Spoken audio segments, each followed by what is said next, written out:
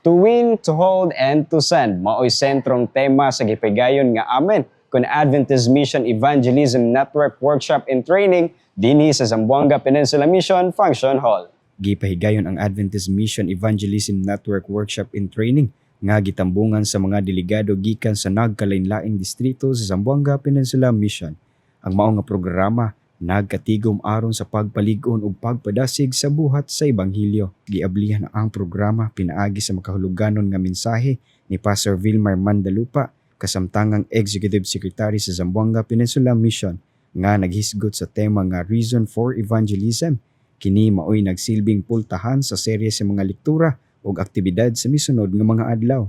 Ang matag presentasyon gikan sa mga tinahod nga mga magsusulti, lakip na ni Pastor Abon Junito Kaime, kasamtangang SWPC Sabbath School and Personal Ministries Director, nakahatag og dako nga kahayag ug inspirasyon sa mga delegado. Ang nalipay ta nga gi-invite ko dinhi sa ZPM alang sa amin nga training. Importante nga masayod ta how to conduct Bible study, how to present the truth. In every Bible study, in every preaching atong himuon, si Kristo ato ituboy, timan igin ninyo, dili kita ang makakonverter, kung dili it is only the Holy Spirit. Pinaagi sa ato alamang pag-involve or paghatag og higayon nga magpagamit sa Ginoo, ang goal nato is not just baptism but to make disciples. It's a big privilege no nga maka-join ani nga workshop. Dili tungod ani nga workshop, dili ko makabalo kung unsay pamaagi gyud sa paghatag og Bible study. Nindot gyud kaayo ang gipahat, gitudlo sa atong mga directors pinaagi sa pag-Bible study.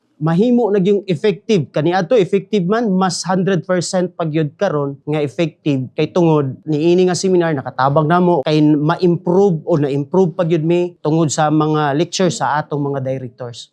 Isip usa sa mga batan-on nga naka-attend ani nga seminar, dako jud kay nabili para sa ko ang makapaminaw ani mga seminar nga akong nga gipang lecture sa mga lecturer, and dako jud kay na siya tabang isip usa ka batan-on nga nag-strive hard sad sa pagtuo ug nya naningkamot nga maka-share sa uban, and it was worth it jud nga makaadto dinhi, and kaning dili jud matugkad ang kalipay no. Dako jud kay bili murag dili jud mabayran ang kalipay kay daghan jud kay mga learning nga matun-an nga magamit jud sa imo ang pag-share sa mao nga kamatuoran o pulong sa Ginoo sa atong mga kahikalaan nga wala pa nasayod sa kamatuoran.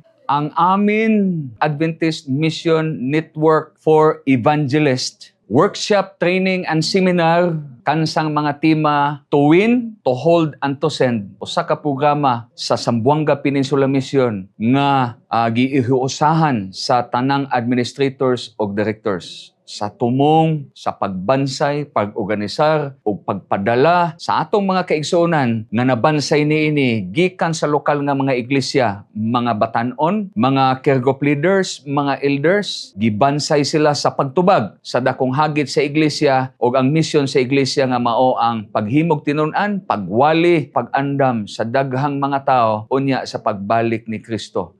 Sa pagkumpleto sa workshop, gibugkos ang dedikasyon sa matag delegado pinaagi sa usa ka matahong nga commitment service nga gipangaluhan ni Pastor Arnold C. Sumbilon, kasamtangang presidente sa Zamboanga Peninsula Mission.